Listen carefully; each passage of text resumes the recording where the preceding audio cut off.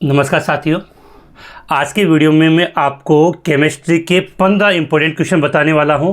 उससे पहले आपको एक महत्वपूर्ण बात बताना चाहूँगा। और काफ़ी विद्यार्थियों के मेरे पास मैसेज आए थे कि सर पेपर का जो सेक्शन सी और जो डी है, अर्थात सेक्शन सी में 3-3 अंक के नंबर के क्वेश्चन आते हैं और डी के अंदर 4 अंक के क्वेश्चन आते हैं। ये किस प्रकार के आते हैं उनके बारे में बताने वाला हूँ।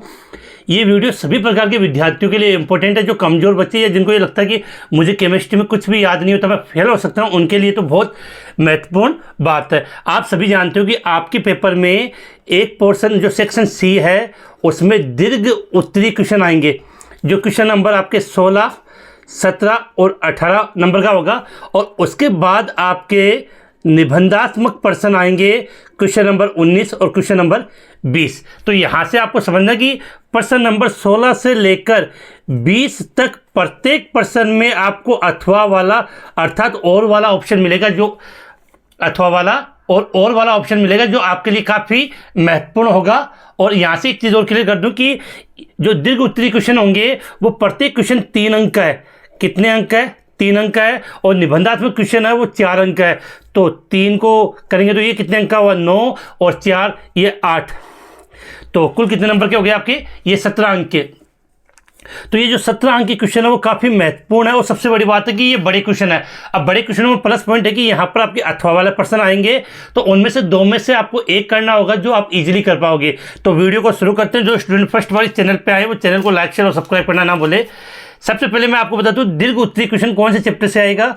तो दीर्घ उत्तरीय क्वेश्चन एक तो आएगा रासायनिक बलगतिकी से, दीर्घ उत्तरीय अर्थात 3 नंबर का क्वेश्चन पूछा जाएगा। इसके बाद अगला जो दीर्घ उत्तरीय क्वेश्चन आपको देखने को मिलेगा वो मिलेगा एल्कोहल फिनोल ईथर से। एक बड़ा क्वेश्चन दीर्घ उत्तरीय जिसको आप इंग्लिश में लॉन्ग आंसर क्वेश्चन बोलते हो। और एक क्वेश्चन आपको यहाँ से दीर्घ उत्तरीय प्रश्न है वो एमीन वाले चैप्टर से देखने को मिलेगा। तो इन 3 चैप्टर से आपको 3-3 नंबर के 3 क्वेश्चन देखने को मिलेंगे। वीडियो के लास्ट में मैं आपको 15 इंपॉर्टेंट क्वेश्चन इन्हीं चैप्टर से बताने वाला हूं। इसके पश्चात तो प्रश्न नंबर उम्मीद है मान लो कि इनमें से किसी भी चैप्टर से जैसे हमारा प्रश्न नंबर 16 यहाँ से आ गया, प्रश्न नंबर 17 इस चैप्टर से आ गया और प्रश्न नंबर 18 इस चैप्टर से आ गया। और ये क्वेश्चन कितने कितने नंबर के होंगे? दीर्घ उत्तरीय क्वेश्चन है वो 3-3 नंबर के होते हैं। इसके बाद निबंधात्मक प्रश्न की बात करते हैं तो एक निबंधात्मक प्रश्न आएगा आपके चैप्टर नंबर 2 वैद्युत रसायन से। निबंधात्मक प्रश्न कितने नंबर का? 4 नंबर का। और दूसरा आपके जो निबंधात्मक प्रश्न पूछा जाएगा वो आएगा एल्डिहाइड कीटोन और कार्बोक्सिलिक अम्ल से, जो अपनी किताब का सबसे बड़ा चैप्टर। एक प्रश्न निबंधात्मक प्रश्न यहाँ से आएगा, लिख देता हूँ निबंधात्मक प्रश्न। तो बात आपकी बिल्कुल क्लियर हो गई होगी। तो जब भी हम स्टडी करें तो 1, 2, 3 और 2 निबंधात्मक तो 5। तो इन 5 चैप्टरों के प्रश्नों को मैं विशेष कर देखना क्योंकि इनसे बड़े क्वेश्चन आएंगे और बड़े क्वेश्चन सिद्ध आते हैं। तो थोड़ा सा अगर आप याद करके जाओगे तो उसमें अच्छे नंबर आ जाएंगे। तो जो बच्चों को लगता है कि मैं फेल हो जाऊं तो ये 70 नंबर के क्वेश्चन है वो आप इजीली प्राप्त कर सकते हो। और इंटेलिजेंट बच्चों के लिए तो ये होता है कि उनका 1 नंबर भी कहीं कट ना हो जाए। तो वीडियो को शुरू करता हूँ। आपको इन चैप्टर से मैं 15 इंपॉर्टेंट क्वेश्चन बताने वाला हूँ। जो स्टूडेंट बेटा फर्स्ट वाली एमके बूस्टर यूट्यूब चैनल पर आए वो चैनल को लाइक शेयर और सब्सक्राइब करना ना भूले, क्योंकि आने वाले दिनों में आपको बायोलॉजी और मैथ्स से भी काफी महत्वपूर्ण क्वेश्चन और आंसर आपको मिलने वाले हैं। तो अब हम चलते हैं डेस्कटॉप पे, जहां पर ये जो 5 चैप्टर है इन प्रत्येक चैप्टर से मैंने 3-3 इंपॉर्टेंट मैंने 3-3 इंपॉर्टेंट क्वेश्चन बनाए हैं, जिनमें से आपको हर चैप्टर से एक क्वेश्चन आपको जरूर बोर्ड एग्जाम में जरूर देखने को मिलेगा। बड़े क्वेश्चन आपको यहाँ से मिलते हैं। तो चलते हैं डेस्कटॉप की स्क्रीन पे। क्वेश्चन आपकी स्क्रीन के सामने है। पहले हम सबसे पहले बात करते हैं कि निम्न सेल के एनोड व कैथोड पे होने वाली आपको रासायनिक अभिक्रियाएं लिखनी है। और इसमें 3 सेल आपकी स्क्रीन के सामने है। पहला शीशा संचयक सेल, दूसरा है शुक्ल सेल और तीसरा ईंधन सेल। तो इनमें से आपको तीनों सेल में से एक सेल आपको आपके बोर्ड एग्जाम में जरूर देखने को मिल जाएगा। इसके पश्चात इस चैप्टर का जो दूसरा क्वेश्चन है, इस चैप्टर का जो दूसरा प्रश्न है वो है डेनियल सेल का सचित्र वर्णन कीजिए। अब या तो डेनियल सेल लिखा हुआ मिल जाएगा या आपको इसके स्थान पर गैल्वेनिक सेल भी लिखा मिल सकता है। उसके साथ इस डेनियल सेल के लिए आपको नैनस समीकरण व्युत्पन्न करनी है। कौन से समीकरण व्युत्पन्न करनी है? नैनस समीकरण व्युत्पन्न करनी है। इसके बाद क्वेश्चन नंबर 3 की बात करते हैं, जो आपकी स्क्रीन पे है। क्वेश्चन नंबर 3 इसका कि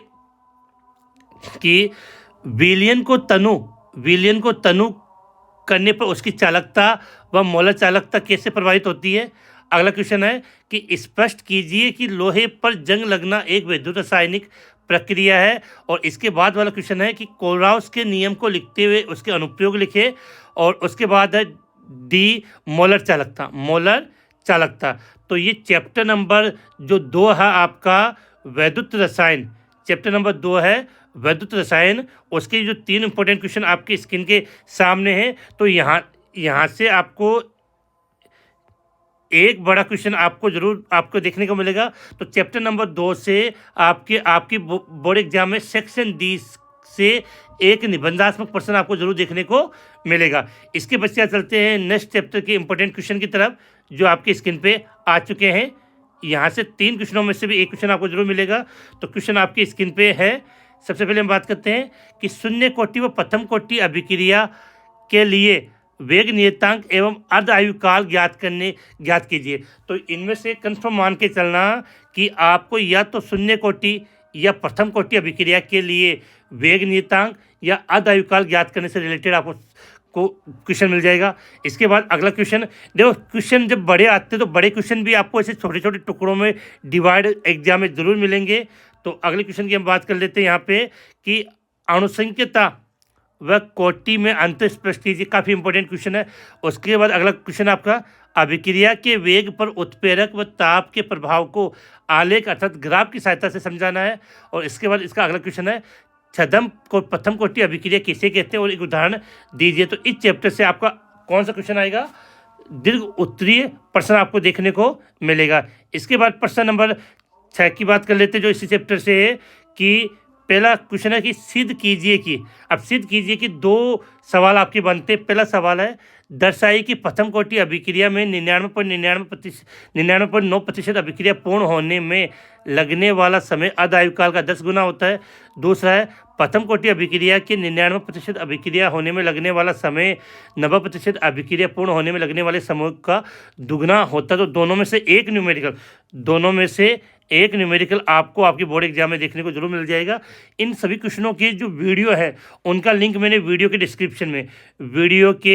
डिस्क्रिप्शन में लगा दिया है, वहाँ से आप इनको देख कर समझ सकते हो। इसके बाद इसका अगला न्यूमेरिकल सिंपल सा न्यूमेरिकल इस प्रकार से आपका कि एक अभिक्रिया द्वितीय कोटि की है, अभिक्रिया का वेग कैसे प्रभावित होगा यदि अभिकार की सांद्रता दुगनी कर दी जाए और आधी कर दी जाए। तो अगर आपको याद हो तो मैंने फिजिकल केमिस्ट्री के जो इंपॉर्टेंट क्वेश्चन करवाए थे उनमें इन क्वेश्चनों को मैंने वहाँ हल करवा दिया गया। इसके बाद अब चलते हैं अगला जो बड़ा क्वेश्चन जिस चैप्टर से आएगा वो आपकी स्क्रीन पे वो है आपके एल्कोहल, फिनॉल और ईथर वाले चैप्टर से। तो उसमें जो पहला क्वेश्चन आपसे पूछा जा सकता है वो है एल्कीन के अम्ल उत्प्रेरित जलयोजन से एथेनॉल निर्माण की क्रियाविधि। इससे सीधा आपको बड़ा क्वेश्चन मिल सकता है। इसके अलावा इसमें नेम रिएक्शन भी आपसे पूछी जा सकती है कि निम्न अभिक्रियाओं की रासायनिक समीकरण लिखें, जिसमें एक तो रायमंड टिमान अभिक्रिया, दूसरा हाइड्रोबोरोनन ऑक्सीकरण अभिक्रिया। इसके पश्चात अगले अभिक्रिया की बात करें तो अगला जो क्वेश्चन आपके कि निम्न अभिक्रियाओं के रासायनिक समीकरण लिखें, जिसमें एक तो कोल्बे अभिक्रिया और विलियमसन ईथर संश्लेषण अभिक्रिया। और इस प्रकार से देखो नीचे वाला क्वेश्चन है उसको निम्न अभिक्रियाओं में उत्पाद की पहचान कीजिए। ये जो क्वेश्चन है वो आपको आपके एल्कोहल, फिनॉल, ईथर अर्थात चैप्टर नंबर 7 से है। ये चैप्टर नंबर 7 से आपकी क्वेश्चन है। अब यहाँ पर जो अभिक्रियाओं की उत्पाद की पहचान करनी है, ये जो सुबह की जो क्लास ली थी वहाँ का जो स्क्रीनशॉट है जहाँ पर आपके ये अभिकारक लिखे हुए हैं और साइडों में उत्पाद बना के इसको पूरा एक्सप्लेन कर दिया गया है। इसके बाद इस चैप्टर जो एल्कोहल, फिनॉल, ईथर वाला जो चैप्टर, इसके लास्ट क्वेश्चन की बात कर लेते हैं। तो वो आपका ये आ गया। तो उसके लिए हम समझते हैं यहाँ से कि पहला है फिनॉल एल्कोहल से अधिक अम्लीय होता है, क्यों? गिरनार अभिकर्मक से 3 प्रकार के एल्कोहल का निर्माण कीजिए। और अगला क्यूमीन से फिनॉल का निर्माण कीजिए। तो सुबह जो मैंने मॉर्निंग में क्लास ली थी उसके अंदर मैंने ये तीनों क्वेश्चन आपको हल करवाए थे। इस प्रकार से ये एल्कोहल, फिनॉल और ईथर वाले चैप्टर के जो इंपॉर्टेंट क्वेश्चन थे बड़े वाले वो मैंने आपको करवा दिए। इसके बाद बेटा चलते हैं नेक्स्ट चैप्टर पे, जो आपका एल्डिहाइड, कीटोन और कार्बोक्सिलिक अम्ल का है, जो अपनी किताब का सबसे बड़ा चैप्टर है, जिससे इस बार बोर्ड एग्जाम में 7 अंक के क्वेश्चन आएंगे, प्लस एक 4 नंबर का आपको निबंधात्मक प्रश्न भी देखने को मिलेगा। तो क्वेश्चनों की बात करते हैं। पहला क्वेश्चन आपके सामने है कि निम्न अभिक्रियाओं की रासायनिक समीकरण दीजिए। पहला है रोजरमोन अपचन अभिक्रिया, एल्डो संघनन, केनिजारो और ओजोनी अपघटन। इन रिएक्शन में से कुछ रिएक्शन आपको बोर्ड एग्जाम में जरूर कंफर्म देखने को मिलेगी। इसके बाद अगला क्वेश्चन नंबर 11 वो आपके सामने आ चुका है। प्रश्न को पढ़ते पहले कि कार्बोनिल समूह की किसी बात करें हम कार्बोनिल समूह का कक्षीय आरेख तथा कार्बोक्सिलेट आयन की अनुनादी संरचना बनाओ। दूसरा, कार्बोक्सिलिक अम्लों के क्वथनांक उच्च होते हैं क्यों? तीसरा, कार्बोक्सिलिक अम्ल फिनॉल से अधिक अम्लीय होते हैं क्यों? और लास्ट, सोडियम एसीटेट को सोडा लाइम के साथ गर्म करने पर क्या बनता है? समीकरण लिखिए। तो यहाँ से सीधे से एक बताऊँ कि अगर सोडियम एसीटेट को आप सोडा लाइम के साथ गर्म करोगे तो आपको CH4 मीथेन प्राप्त होगा। सुबह किसी बच्चे ने क्वेश्चन मुझे पूछा भी था, तो यहाँ आंसर मैंने बता दिया है। इसके बाद इस चैप्टर का जो लास्ट क्वेश्चन है उसकी भी हम बात कर लेते हैं। काफ़ी अच्छा क्वेश्चन है और इस प्रकार का क्वेश्चन आपको देखने को भी ज़रूर मिलेगा। तो आपके सामने है कि प्रोपेनेल व प्रोपेनॉन में विभेद करने के लिए प्रयुक्त टोलेंट परीक्षण व फेलिंग परीक्षण को समझाइए। क्लीमिंसन अपचन अभिक्रिया और वोल्फ अपचन अभिक्रिया में अंतर कीजिए। इसके अलावा क्लोरोएसिटिक अम्ल व एसिटिक अम्ल की तुलना में अधिक अम्लीय होता है, एक कारण दीजिए। और अगला क्वेश्चन है इसके अंदर कि एसिटिक अम्ल से यौगिक A और B को प्राप्त करने वाली रासायनिक अभिक्रियाओं का समीकरण व नाम दीजिए। तो एसिटिक अम्ल से आपको क्या प्राप्त करता है? एथेन और मोनोक्लोरोएसिटिक अम्ल। तो देखो, एथेन प्राप्त करना है तो यहाँ तो अभिक्रिया कौन सी हो जाएगी? आपको कोल्बे विद्युत अपघटन अभिक्रिया। और मोनोक्लोरोएसिटिक अम्ल अगर आपको प्राप्त करना है तो हेल्ड बोलार्ड जेलेंस्की अभिक्रिया। आप ये मान के चलना कि जो बोर्ड एग्जाम में जैसे आपको 4 नंबर का क्वेश्चन आएगा तो वो इस प्रकार से 4 हिस्सों में या देखो 1+1+1+1 के रूप में हो सकता है 4 नंबर क्वेश्चन, या 2+1+1 के रूप में आपको वो प्रश्न देखने को मिल सकता है। इसके बाद अब हम चलते हैं लास्ट चैप्टर, एमीन वाला चैप्टर, जिससे आपका एक दीर्घ उत्तरीय प्रश्न आएगा। तो ये जो बड़े 15 क्वेश्चन लेकर आए हूँ इनमें से आपको काफ़ी question board exam as it is मिलेंगे। अब ये मत पूछो कि सर कितने प्रतिशत क्वेश्चन आएंगे, वो तो बोर्ड एग्जाम का पेपर आने के बाद ही अपने को पता लग पाएगा कि इनमें से कितने क्वेश्चन पर्सन है वो बोर्ड एग्जाम के पेपर में फंसे हैं। क्वेश्चन नंबर 13 कि निम्न रासायनिक अभिक्रियाओं की समीकरण लिखिए। पहले हाफमैन ब्रोमाइड निम्नीकरण अभिक्रिया, दूसरा ग्रेबिल थैलिमाइड संश्लेषण अभिक्रिया और तीसरा कार्बिल एमीन अभिक्रिया। ये बड़े क्वेश्चन है तो डायरेक्ट आपको आपके नोट्स में आपकी बुक में मिल जाते हैं। छोटे क्वेश्चन होते तो मैं आपको हल जरूर करवा देता। इसके बाद क्वेश्चन नंबर 14, हिंसबर्ग अभिकर्मक का रासायनिक नाम लिखते हुए इसके द्वारा तीनों प्रकार के, थोड़ी मिसप्रिंटिंग है, तीनों प्रकार के एमीन में विभेद कीजिए। अगला क्वेश्चन है एल्केन एमीन एनिलीन से अधिक क्षारीय होता है, समझाइए। और तीसरा, एनिलीन की अनुनादी संरचना बनाइए। इसके बाद आज का ये 15 लास्ट क्वेश्चन,